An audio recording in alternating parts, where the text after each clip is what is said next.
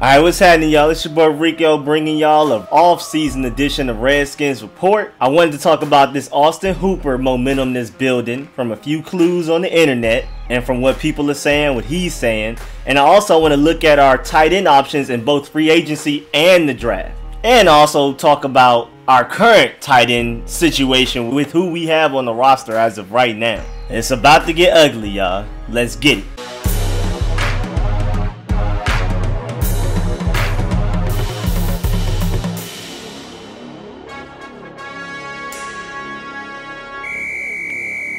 Alright, so first of all, a few days ago, more like a week ago, offensive coordinator Scott Turner said, quote, "Right now, tight end is very important to our offense," Turner said. "We're evaluating everything. We're going to try and get as much talent as we can on offense. You look at that in different ways, obviously what is on the roster currently, but then we will look in free agency and we'll look into the draft. Those are the different avenues to acquiring talent, and we're open to all of that." And from what I've seen with how Scott Turner used tight ends, those last 4 games that he had control over the Panthers offense, tight ends will be important in our offense going forward in the future for the Redskins. Dwayne Haskins needs good tight ends to make this 2020 Redskins offense flourish. So our current situation right now, we have Vernon Davis, who's probably going to retire before the 2020 season. First of all, he's an unrestricted free agent, so he's not even on our team technically. He is right now, but once free agency opens March 18th, his contract technically ends. So if we re-sign him, it better be to the most team-friendly deal of all time because he's up there in age, and he's not a dependable run blocker. We need tight ends that can do both. And speaking of that, Jordan Reed, even when fully healthy, he's top 3 passing options as a tight end in this league, but his run blocking is even worse than Vernon Davis, a complete liability in the run game. Literally just can't run the play to whichever side Jordan Reed is on when we're running the ball when he's on the field, and that literally just lets defenses know where we're running the ball to. They're already a step ahead because they know we're not running into the Jordan Reed side. We wouldn't even dare. And then you have Jeremy Sprinkle, very inconsistent hands, pretty good blocker, far more dependable than Vernon Davis and Jordan Reed are in the blocking department, but he's not as good of a pass catching option as them at all. It's not even close, especially with his inconsistent hands.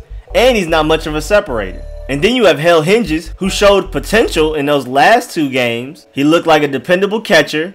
I haven't gone back to the film to see just how good his run blocking was, but him as a pass catching option intrigues me quite a bit. So I really hope the Redskins bring him back for training camp and include him in that tight end room because I really liked what I saw. But it was a very small sample size, so who knows. But then you have Austin Hooper, who recently spoke to 92.9 The Game at the Pro Bowl in Orlando today. And he said, quote, "If the organization wants me, they'll offer me." He's talking about the Falcons. "I still haven't received an offer from them. As of now, I'm enjoying what could be my last game as a Falcon at the Pro Bowl."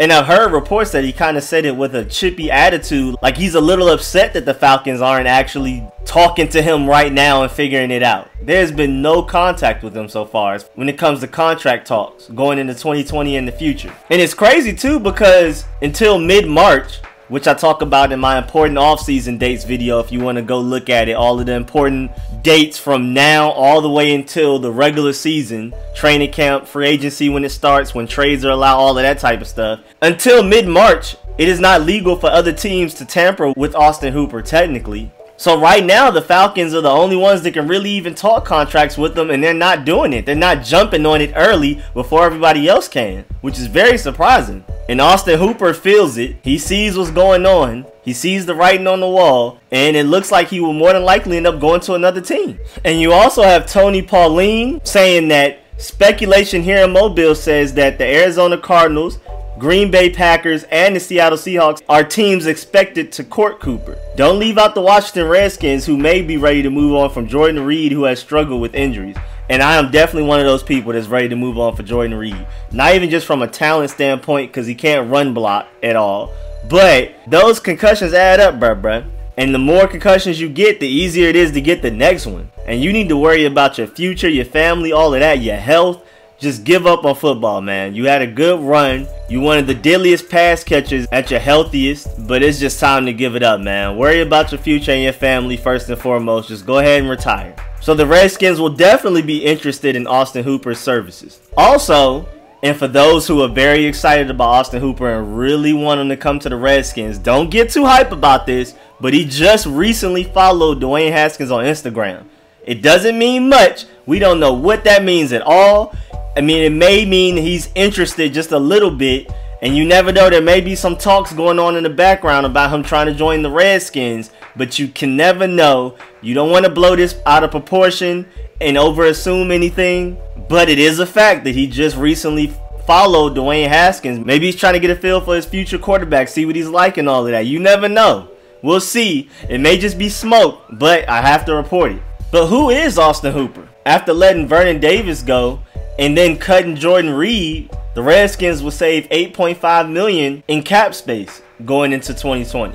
And I feel like Austin Hooper is the safest, dependable tight end prospect out there. He took off this year for the Falcons in 2019. With Julio Jones and Riley Ridley getting most of the attention, Austin Hooper definitely took advantage of it and had his most productive season as a pass catcher by far for the Falcons. He flourished in the Falcons offense. And I feel like he can flourish the same way with the Redskins. He's not a Travis Kelce as to where he can just win one-on-ones all day. He's not this mismatch nightmare like a Jordan Reed pass catching wise. But as long as you have playmakers around him, he is definitely good enough to take advantage of the other guys that's covering him, especially against linebackers. He's not like Travis Kelce that can get separation from the best corner from the other team, or like a Jordan Reed where no matter who you put him against, he's going to get open. But like I said, with this Redskins offense, with Terry McLaurin at the X, Steven Sims in the slot, Kelvin Harmon as our dependable possession receiver,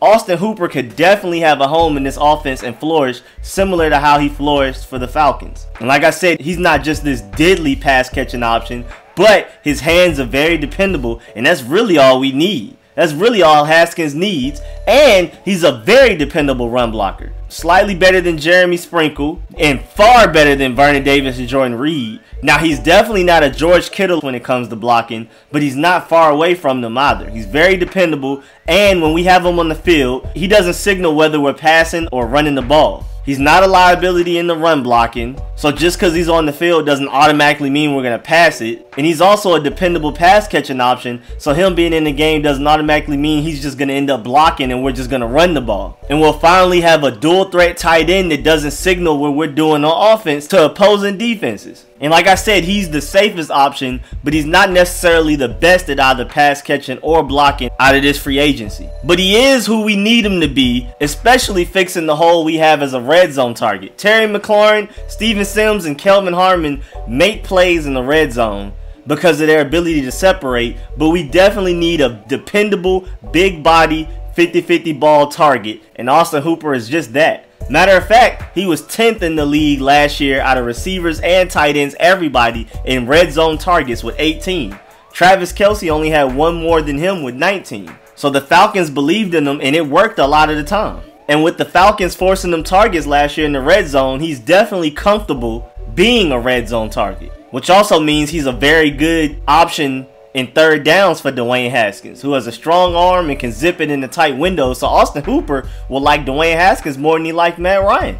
But like I keep saying, he's the safest option out there. He's not the deadliest, because now I want to talk about some of the free agent options we have out there. First, we have Hunter Henry, who's easily the most talented tight end option out there, period. Pass catching and run blocking wise, he's the most complete package. He is that guy that can win one-on-ones out in space like Jordan Reed and Travis Kelce. But he can also block very well. He may not be George Kittle blocking wise, but he is a better receiving target than George Kittle. Because you got to remember, George Kittle isn't just this dominant separator with route running and all of that. Kyle Shanahan just designs an offense around George Kittle to get him open, and then his yards after catch is ridiculous. But his best trait is run blocking. And if we were to get a Hunter Henry and he can stay healthy, we could pretty much have a George Kittle level of impact. But the problem with Hunter Henry is health.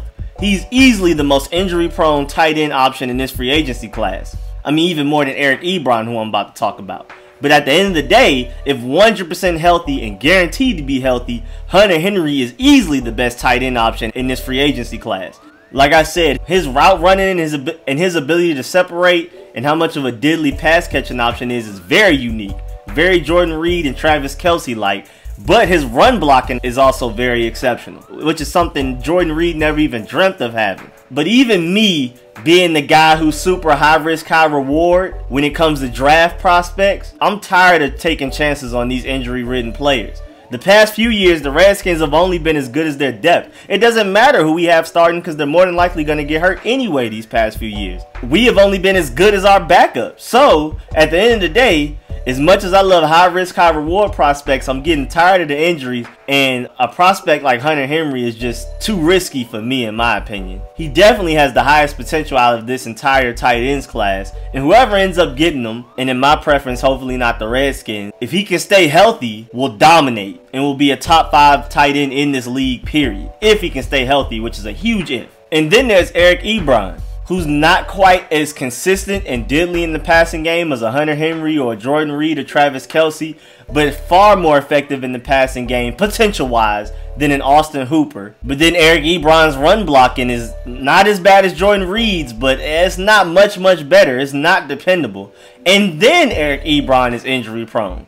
Maybe not as injury-prone as Hunter Henry. His injury past isn't as dark as Hunter Henry's, but it's definitely dark. And he's not dependable. You cannot expect him to play a full 16-game season at all. And then another interesting option who's not necessarily a free agent is Greg Olsen. He has ties to the Redskins, of course, through Ron Rivera, our new head coach, Scott Turner, our offensive coordinator, and Pete Honer, our tight ends coach, who Greg Olsen loves. So if the Panthers were to release him because he's due for $11.6 million worth of a cap hit this coming season in 2020, so they more than likely will release him. I mean, they're cleaning house more than we are, those Panthers. So I'd be very surprised if they didn't release Greg Olsen and go ahead and move on with their new regime.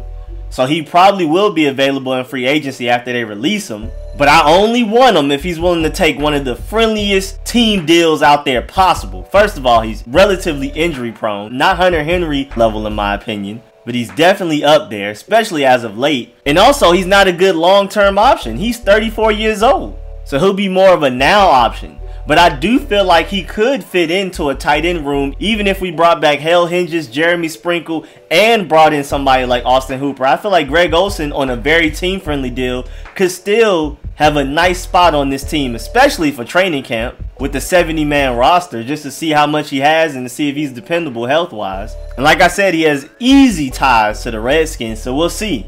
The Panthers will more than likely release him for reasons I previously explained, and it seems like the Redskins will more than likely be the team to pick him up, with tight end being probably our biggest hole on the team, and with him having ties to the Redskins and head coach, offensive coordinator, and tight ends coach. And now I want to take a look at some of the draft prospects as far as tight ends go. First of all, you have Bryson Hopkins, who in my opinion is the best tight end out of this draft class, but it's a deep draft class, but not top heavy at all. I don't believe Bryson Hopkins is just this can't miss prospect. He might not even go in the first round, but he is, in my opinion, easily the best tight end in this class. He's basically the Jordan Reed. His blocking is suspect, but his route running, his hands, his catch radius, his ability to separate are great. But again, his run blocking is very suspect, and he's literally Jordan Reed to me without the health issues. So the only reason I feel like he possibly won't go in the first round is because, first of all, the tight end class is pretty deep. It's not as deep as the offensive line or the receiver class, but it's up there. And also, you never know if he will become Jordan Reed level of dangerous in the passing game. He could, he has the potential to, but it's not a guarantee. And teams may wait to draft somebody like him until the second round. But if he reaches his highest potential and stays healthy, he can easily, literally be a Jordan Reed clone. Which is something great to have on the team, but at the same time, he's not a dual threat tight end.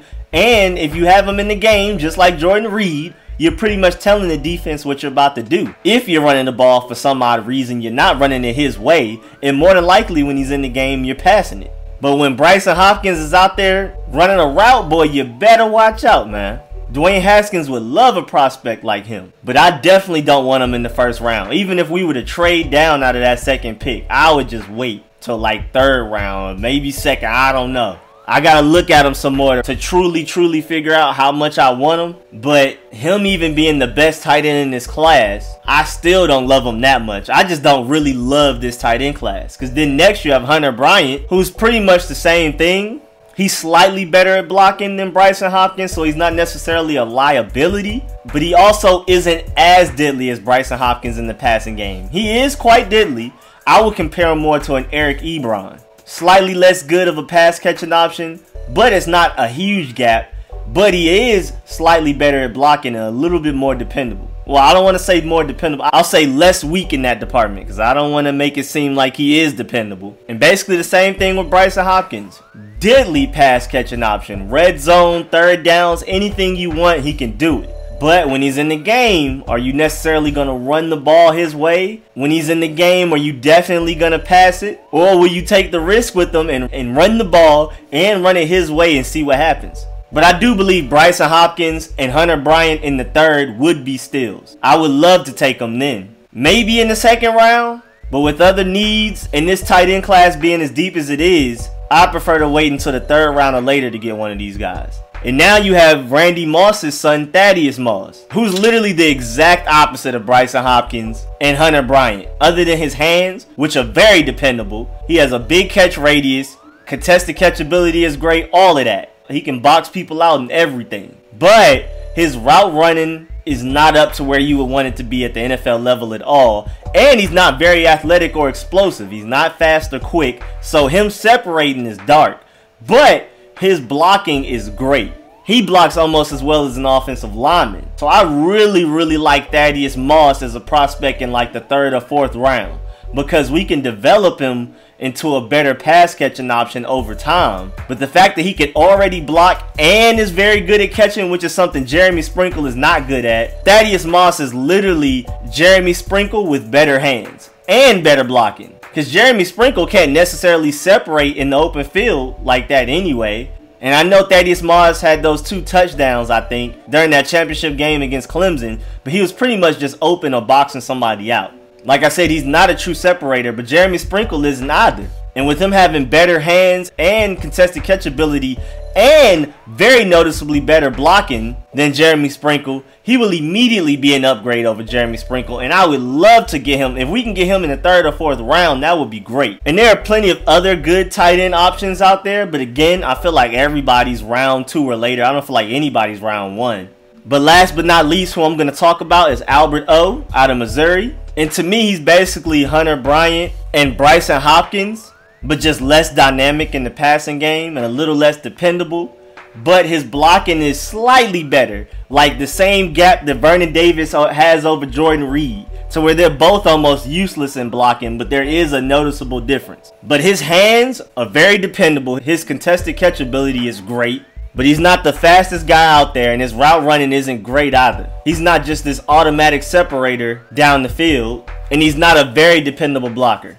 I would give him the edge over Bryson Hopkins and Hunter Bryant when it comes to blocking slightly, but at the end of the day, he's still not just this dependable blocker that you can just run the ball his way and expect him to get the job done and take care of that edge defender or whoever else is coming around the edge. And to me, out of all the prospects I just talked about, between Bryson Hopkins, Hunter Bryant, Thaddeus Moss, and Albert O, who I'm talking about, I feel like Albert O is the least promising out of all of those tight ends I just named. He's the one I like the least out of them. I feel like Bryson Hopkins has the brightest future as a pass catcher, and I feel like Thaddeus Moss will be the most dependable guy. If you can somehow teach him to run better routes, and I don't know how you're going to make him more explosive and faster, but if you can find a way to do that, then he'll be the most complete prospect out of this class. Because it seems like it's easier for tight ends to learn how to run routes than it is for them to just somehow magically come up with the strength and technique to be able to block better. So I feel like Thaddeus Moss has the highest potential out of all of these tight ends because he can already block very well and his catching ability is really good. Somebody just need to call up Randy Moss and tell him to get his son right with this route running. Why is the son of one of the best wide receivers to ever do it, easily top 3, not out here at least being average at route running? Like, how did that happen? If we take Thaddeus Moss late and teach him how to run routes better, we have a monster on our hands. For real. And I would still love to bring in Austin Hooper as a free agent option, because if he flourished in the Falcons offense, I can only imagine what he could do for us. And again, I want to bring Hale Hinges back to see what he can do, because I saw some bright spots there those last 2 games. But that's the end of this Redskins report. Thanks for the view. Thank you for watching the whole video. Please like the video if you felt it, if you learned anything, if you liked anything that I said. Please subscribe. I'm coming with endless draft talk, whether you're a Redskins fan or not. Of course, I'm coming with infinite Redskins talk, Redskins videos, debates, all of that type of stuff. And I will be coming with some scheduled live stream. I'm planning some live streams for the future. I'm going to let y'all know when they're coming and what they're going to be about. So please subscribe. Make sure y'all get in them comments and let me know, do y'all prefer to fill the tight end position need in free agency or the draft? And then out of free agency and the draft, who do you want the most? Who do you want the least? Or what's your favorite combo? Because like I said, I would love a Thaddeus Moss like in the 4th round or maybe later, and then bring in an Austin Hooper in free agency, and then bring back Hale Hinges to see what he can do. And I'm pretty sure Jeremy Sprinkle is just going to be part of the pile anyway. And you know, never know if Greg Olsen might want to come to us on a very team-friendly contract. We'll see though. So just let me know what y'all combos are like out there. And thank y'all for the support. I'll catch y'all later. I'm out.